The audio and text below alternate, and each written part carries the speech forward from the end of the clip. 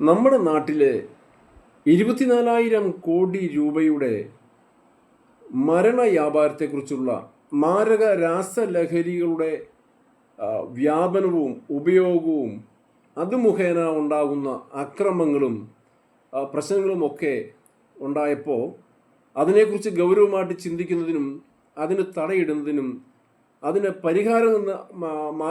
പരിഹാര നിർദ്ദേശങ്ങൾ അറിയിക്കുന്നതിനുമൊക്കെ ആയിട്ടാണ് അഭിനന്ദനായ കല്ലറങ്ങാട്ട് പിതാവ് പാലായിലൊരു വിശേഷ സമ്മേളനം വിളിച്ചു ചേർത്തത്. ഈ സമ്മേളനത്തിൽ പങ്കെടുത്ത ആളുകൾ ബഹുമാനപ്പെട്ട MP-മാർ, MLA-മാർ, ജനപ്രതിനിധികൾ, PTA പ്രസിഡന്റുമാർ, ഹെഡ് മാസ്റ്റർമാർ, ഒപ്പം പ്രിൻസിപ്പൽമാരും ഒക്കെയാണ് ഈ സമ്മേളനത്തിൽ പങ്കെടുത്തത്.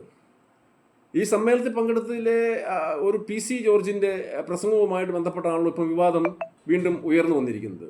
PC ജോർജ് പറഞ്ഞ പ്രസംഗത്തിൽ ഒരു മതസ്പർദ്ധയുള്ളതായിട്ട് ഞാൻ കാണുന്നില്ല. ഞാൻ ആ യോഗത്തിൽ അധ്യക്ഷത വഹിച്ച ആളാണ്. PC ജോർജ് പറഞ്ഞത് ഒരു മതവിഭാഗത്തെയും എടുത്ത് അവിടെ പറഞ്ഞിട്ടില്ല. എന്നാൽ ചില സംഭവ വികാസങ്ങൾ ഈ ലഹരിയുമായി ബന്ധപ്പെട്ട് നമ്മുടെ പൊതു സമൂഹത്തിൽ ഉണ്ടാകുന്നുണ്ട്.